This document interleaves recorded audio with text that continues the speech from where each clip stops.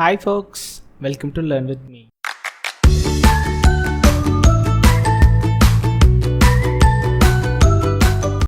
இன்னைக்கு வீடியோவில் நம்ம என்ன பார்க்க போகிறோம்னா k nearest neighbors. Okay, linear regression, logistic regression, இந்த ரெண்டு அல்காரிதம் ஆல்ரெடி நம்ம பார்த்துட்டோம். அந்த வீடியோஸை மிஸ் அவுட் பண்ணியிருந்தீங்கன்னா நம்மளோட பிளேலிஸ்ட்டில் இருக்கும், போய் அந்த வீடியோஸ் எல்லாம் பார்த்துட்டு வாங்க. இப்போ நம்ம இன்னைக்கு பார்க்க போகிற கண்டென்ட்டான கான்செப்ட்குள்ளே போகலாம். k nearest neighbor algorithm.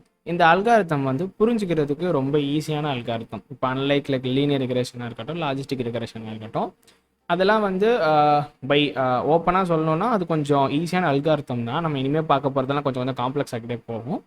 But k nearest neighbors அல்காரிதம்ங்கிறது அப்படி கிடையாது, கொஞ்சம் சொன்னால் ஈஸியாக புரிஞ்சுக்கக்கூடிய ஒரு அல்காரிதம் தான். அதில் இப்போ நம்ம எக்ஸாம்பிள் பர்பஸ்க்கு கிளாஸிஃபிகேஷன் ப்ராப்ளம் எடுத்திருக்கேன். But k nearest neighbor algorithm வந்து கிளாஸிஃபிகேஷன்லேயும் ஒர்க் ஆகும், ரிக்ரெஷன்லேயும் ஒர்க் ஆகும். ஸோ அது ரெண்டு எப்படி ஒர்க் ஆகுதுங்கிறது நான் உனக்கு சொல்லித்தரேன். இப்போது நம்ம எடுத்துக்கிட்டது ஒரு பைனரி கிளாஸிஃபிகேஷன். அந்த பைனரி கிளாஸிஃபிகேஷனில் கிளாஸ் 0ன்னு ஒரு பாயிண்ட்டுக்கு ரெட்டுனும், கிளாஸ் 1ங்கிற பாயிண்ட்டுக்கு ப்ளூவும் இருக்குது. சரியா? இப்போது நம்ம அல்காரிதம் என்ன பண்ணோம், இதை தனியாக ஸ்ப்ளிட் பண்ணணும். அல்காரிதம் தனியாக ஸ்ப்ளிட் பண்ணி வச்சிருக்கு. பட் இது எப்படி ஸ்ப்ளிட் பண்ணோம் அப்படின்னா, இப்போது நம்ம கே வந்து ஒரு வேல்யூஸ் நம்ம வந்து கொடுக்கணும். இந்த சென்ஸ் வந்து இந்த கே செலக்ட் பண்ணுறதுக்குன்னு ஒரு சில டெக்னிக்ஸ் எல்லாம் இருக்குது. இப்போ அந்த டெக்னிக்ஸ்லாம் எதை நம்ம பார்க்க போகிறதில்ல, நம்ம கான்செப்ட்டுக்கு டேரெக்டாக நம்ம வந்து புரிகிற மாதிரி அந்த விஷயத்தை மட்டும் நான் சொல்கிறேன். இப்போ கே ஃபைன் செலக்ட் பண்ணி வச்சுருக்கேன். ஓகே, இப்போ நான் புதுசாக ஒரு பாயிண்ட் வந்து என்னோட இதில் கொடுத்துருக்கேன். இது என் மாடல் தனியாக கிளாஸிஃபை பண்ணி கரெக்டாக இருக்குது. இந்த மாடலில் புதுசாக நான் ஒரு பாயிண்ட் இப்போ கொடுக்குறேன், க்ரீன் பாயிண்ட். இந்த பாயிண்ட் வந்து ரெட்டுக்குள்ளே போகுமா ப்ளூக்குள்ளே போகுமா அப்படின்னு சொல்லி பார்க்கணும். சரி, எடுத்துக்கிட்டா ஃபர்ஸ்ட் என்ன பண்ணணும்னா, என்னோட அந்த கே ஃபைன்னு எடுத்ததுனால என்னோட அல்காரிதம் வந்து 5 நியரஸ்ட் பாயிண்ட்ஸை வந்து தேடும். அந்த 5 நியரஸ்ட் பாயிண்ட் எங்கெங்கே இருக்குது அப்படின்னு பார்த்தா, இங்கே இது ஒரு பாயிண்ட் கிட்ட இருக்கா, 1 2, இந்த பாயிண்ட் கிட்ட இருக்கா. ஸோ அடுத்து வேறு என்ன பாயிண்ட் இருக்குது, 1 2 3 செலக்ட் பண்ணிட்டோம். இது கொஞ்சம் கிட்ட இருக்குது, 4. அப்புறம் இது 1 5 வச்சுக்கலாம், இது கொஞ்சம் கிட்ட இருக்குது. ஓகே, இப்போது இந்த 5 பாயிண்ட்ஸ் தான் நான் கே செலக்ட் பண்ணியிருக்கோம். 5 நியரஸ்ட் நெய்பர்ஸ்னால் என்ன, ஆக்சுவலாக தமிழில் சொல்லணும்னா நம்மளோட வீட்டு பக்கத்தில் இருக்கிறவங்க, நம்ம பக்கத்தில் அப்படிங்கிறதுக்கான அதோட அர்த்தம் தான் நெய்பர்ஸ். ஸோ இந்த கே 5ங்கிறப்போ இது பக்கத்தில் இருக்கிற 5ஓட இதை எடுத்தாச்சு. இப்போது நம்ம மாடல் பில்ட் பண்ணி வச்சுருக்கோம். ஸோ நம்மளுக்கு தெரியும் இந்த 3 பாயிண்ட்டும் எந்த கிளாஸ்க்குள்ளே போகும், இந்த 2 பாயிண்ட்டும் எந்த கிளாஸ்க்குள்ளே போகும்னு சொல்லிட்டு. இப்போது நம்ம அதை என்னென்னு பார்க்கலாம். இந்த 3 பாயிண்ட்டும் ரெட் கிளாஸ்க்குள்ளே போகிறோம். அப்போது 3 ரெட் கிளாஸ் இருக்குது நம்மளோட 5 நியரஸ்ட் நெய்பரில். அப்புறம் ப்ளூக்கு 2 ப்ளூ இருக்குது. சரியா, ப்ளூ பாயிண்ட்ஸ் இருக்குது. இப்போது என் மாடல் என்ன பண்ணோன்னா, புதுசாக நான் ஒரு பாயிண்ட் கொடுத்துருக்கேன்ல, அது என்ன நான் வந்து கேட்டிருக்கேன்னா, அதுக்கு என்ன ஆன்சர் பண்ணோன்னா, என்னோட மெஜாரிட்டி என்ன 3. என்னோட 5 பாயிண்ட்ஸ் கிட்ட இருக்கிற பாயிண்ட்ஸில் 3 பாயிண்ட்ஸ் வந்து ரெட்டாக இருக்குது. ஸோ என் மாடல் என்ன பண்ணோன்னா, நான் புதுசாக அந்த க்ரீன் பாயிண்ட் ஆட் பண்ணியிருக்கேன்ல, அந்த பாயிண்ட் வந்து நீ ரெட்டு தான், ரெட்டுக்குள்ளே போய் கிளாஸிஃபை பண்ணிக்கோன்னு சொல்லிட்டு ரெட்டில் கிளாஸிஃபிகேஷன் நடந்துடும். ஸோ ரொம்ப சிம்பிளாக இருக்குல்ல. எஸ், அவ்வளோதான் இந்த அல்காரிதம். இந்த அல்காரிதமில் நான் வந்து நியரஸ்ட் நெய்பர்ஸை கண்டுபிடிக்கும்னு நான் சொன்னேன்ல, அது எப்படி கண்டுபிடிக்கன்னா, லைக் டிஸ்டன்ஸ் தானே எல்லாமே. அந்த டிஸ்டன்ஸை கால்குலேட் பண்ணுறதுக்கு தான் யூக்ளிடியன் டிஸ்டன்ஸ், மேன்ஹாட்டன் டிஸ்டன்ஸ் இருக்குது. இந்த யூக்ளிடியன் டிஸ்டன்ஸ் வந்து நம்ம ரொம்ப காமனான இது. நம்ம எல்லா மேத்தமேட்டிக்ஸில் 2 பாயிண்ட்டுக்கு ஒன்றான டிஸ்டன்ஸை கண்டுபிடிக்கிறது யூக்ளிடியன் டிஸ்டன்ஸ் நிறைய இடத்துல யூஸ் பண்ணுவோம். மேன்ஹாட்டன் யூஸ் பண்ணிக்கலாம். பட் எவ்ரி டிஸ்டன்ஸோட பேராமீட்டரும் ஒவ்வொருத்துக்கும் ஒரு சில அட்வான்டேஜஸ் டிஸ்அட்வான்டேஜஸ் இருக்கும். ஸோ அதுக்கு ஏற்ற மாதிரி அதை நம்ம சூஸ் பண்ணிக்கணும். ஃபர்ஸ்ட் இப்போது யூக்ளிடியன் டிஸ்டன்ஸ் ஃபார்முலாக்குள்ளே போகலாம். அதுக்கு முன்னாடி இப்போ நான் வந்து ஒரு 2 பாயிண்ட் நான் பிளேஸ் பண்ணியிருக்கேன். இப்போ p = x1 y1 x2 y2 அப்படின்னு சொல்லிட்டு. இப்போது இந்த ரெண்டுக்கும் உள்ள டிஸ்டன்ஸ் கண்டுபிடிக்கணும். இது எப்படி அசம்ஷன் பண்ணிக்கலாம், இதை வந்து க்ரீன் பாயிண்ட்னு வச்சுக்கோங்க, இது பக்கத்தில் இருக்க நெய்பர் பாயிண்ட்லாம் வச்சுக்கோங்க. எல்லாத்துக்கும் டிஸ்டன்ஸ் கால்குலேட் பண்ணணும். இப்போது டிஸ்டன்ஸ் கால்குலேட் பண்ணால் எப்படி ஆகும், ஓகே, ஃபஸ்ட்டு வந்து ஒரு இதுக்கு டிஸ்டன்ஸ் இது டிஸ்டன்ஸ் கண்டுபிடிச்சு எது 5 நியரஸ்ட் நெய்பர்ஸ் இருக்கோ அதை கண்டுபிடிக்கணும். ஸோ இந்த 2 பாயிண்ட்டுக்கும் டிஸ்டன்ஸ் கண்டுபிடிக்கிறதுக்கு இதுதான் formula, xi minus the yi the whole square. இப்போ இந்த 2 பாயிண்ட் இருக்குல்ல, இதே வந்து சம்மேஷனாக n பாயிண்ட்ஸ் இருக்கும். ஸோ இங்கே வந்து ஃபுல்லாக சம்மேஷன் மாதிரி கொடுத்துட்டேன். மொத்தமாக என்னென்ன பாயிண்ட்ஸ் இருக்கோ எல்லாத்துக்கும் டிஸ்டன்ஸ் கால்குலேட் பண்ணுற மாதிரி. நம்ம வந்து இங்கே வந்து 2 இண்டிவிஜுவல் பாயிண்ட்ஸ் கால்குலேட் பண்ணால் இந்த ஃபார்முலா எப்படி வரும்னா, x2 minus x1 the whole square plus y2 minus y1 the whole square. இதுதான் யூக்ளிடியன் டிஸ்டன்ஸோட 2 பாயிண்ட்டுக்கான ஃபார்முலா. இது வந்து நான் ஜெனரலைஸ்டான ஒரு ஃபார்முலா கொடுத்துருக்கேன், அவ்வளோதான் வித்தியாசம்.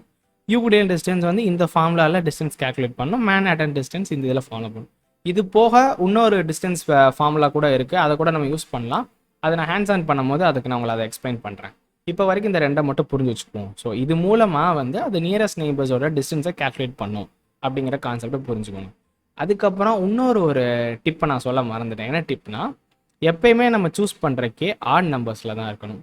நீங்கள் கேட்கலாம், ஏன் எதுக்காக ஆட் நம்பர்ஸில் இருக்கணும் அப்படின்னா, இப்போது ஆட் நம்பர்ஸில் இருந்தால் தான் நான் கிளாஸிஃபிகேஷன் ஈஸியாக பண்ண முடியும். இதே வந்து நான் 6ன்னு கொடுத்தேன்னு வச்சுக்கோங்களேன், இன்னொரு நெய்பர் எடுக்கும் போது இந்த ப்ளூவையும் சேர்த்து எடுத்துட்டா 3 ப்ளூ 3 ரெட்டுன்னு ஆயிரும். ஸோ 2 ஈக்குவல் ஆயிரும். ஈக்குவல் ஆகிட்டா நான் எதுக்குள்ளே போய் என் புது பாயிண்ட்டை நான் போட முடியும்? ஸோ அந்த இடத்துல அந்த ஒரு ப்ராப்ளம் நடந்துருமா? அதை நம்ம எலிமினேட் பண்ணணும். அதனால எப்பயுமே கே ஆட் நம்பர் கொடுத்து. ஸோ இப்போ நம்ம கிளாஸிஃபிகேஷன் ப்ராப்ளம்க்கு நம்ம எக்ஸாம்பிள் பார்த்துட்டோம். இப்போ ரிக்ரெஷனுக்கு நம்ம பார்க்கணும்ல. சரி வாங்க ரிக்ரெஷனுக்கு பார்க்கலாம். ரிக்ரெஷன் பாயிண்ட்ஸ் இந்த சென்ஸ் வந்து அங்கே என்ன இருக்கும், ஃபுல்லாக கண்டினியூஸ் வேல்யூஸாக தான் இருக்கும். சரியா? இப்போ நம்ம ரிக்ரெஷன் ப்ராப்ளம்னா என்ன, ஹவுஸ் ப்ரைஸ் ப்ரிடிக்ஷன் பண்ணுறதுன்னா $110 $120 அப்படின்னு சொல்லிட்டு சம் நியூமெரிக்கல் வேல்யூஸ் தான் இருக்க போகுது ரிக்ரெஷனில். ஸோ அந்த இடத்துல எப்படி சால்வ் பண்ணணும்னா, நம்மளோட அல்காரிதம் K5ன்னு கொடுத்துட்டா அதே மாதிரி டிஸ்டன்ஸ் கால்குலேஷன் எப்படி யூக்ளிடியன் மேன்ஹட்டனோ எந்த டிஸ்டன்ஸ் பேராமீட்டர் நம்ம யூஸ் கொடுக்குறோமோ அதுக்கு ஏற்ற மாதிரி தான் கண்டுபிடிக்கும். இப்போ புதுசாக ஒரு டேட்டா பாயிண்ட் நான் கொடுத்துருக்கேன். சரியா? an எக்ஸாம்பிள், இங்கே எக்ஸ்ன்னு புதுசாக ஒரு டேட்டா பாயிண்ட் இருக்குதுன்னா அதே மாதிரி 5 பாயிண்ட் எடுத்துக்கிறோம். 1 2 3 4 5 1 2 3 4 5 பாயிண்ட்ஸ் எடுத்துக்கிட்டு நம்ம இங்கே என்ன பண்ணோம், எது மெஜாரிட்டின்னு பார்த்தோம்ல, ரிக்ரெஷனுக்கு அது பண்ணாது. ஸோ இந்த 5 பாயிண்ட் என்ன வேல்யூஸ் இருக்குதோ அதோட மீன் எடுத்துக்கிறோம். இங்கே எக்ஸாம்பிள் இங்கே $110 $115 $140 $150 $170 இருந்துச்சுன்னா ஸோ 5 டீட்டெயில்ஸோட மீன் எடுத்து அதை தான் நம்மளோட புது ரிக்ரெஷனான நம்ம புதுசாக வச்சுருக்கோம்ல ஒரு டேட்டா பாயிண்ட்டு, அந்த டேட்டா பாயிண்டோட ஹவுஸ் ப்ரைஸ் வந்து அதை தான் இருக்குன்னு சொல்லிட்டு ப்ரிடிக்ட் பண்ணி சொல்லுவோம்.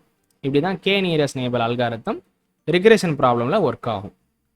ஸோ இது வரைக்கும் நான் எப்படி k nearest neighbour algorithm work ஆகுது, அதில் யூஸ் பண்ணுற டிஸ்டன்ஸ் பேராமெட்ரிக் பற்றிக்கலாம் எல்லாம் நான் சொல்லிட்டேன். இப்போ அல்காரிதம்னு ஒன்று இருந்ததுன்னா கன்ஃபார்மாக அதில் வந்து ஏதாவது ஒரு டிஸ்அட்வான்டேஜஸ் இருக்க தானே செய்யும்.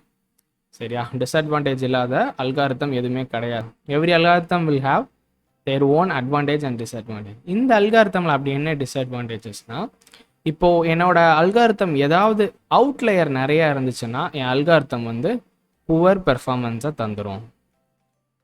ஓகே, அதே மாதிரி என்னோட அல்காரிதம் வந்து அன்பேலன்ஸ்டு டேட்டா செட்டில் ஒர்க் பண்ணோம். இது நான் சொல்கிறது classification. Unbalance data settle work பண்ணாலும் சேம் புவர் பெர்ஃபார்மன்ஸ் தான் தர முடியும். இது ரெண்டையும் நம்மளால் தவிர்க்க முடியாது. நம்ம டேட்டா செட் கொடுக்கறத பொறுத்து தான். இது ரெண்டையும் தவிர்க்க முடியாது. பட் ஆனால் இதை வந்து நம்மளால் ப்ரீ ப்ராசஸிங் மூலமாக நம்ம டேட்டா செட்டில் ஃபைன் டியூன் பண்ண முடியும்.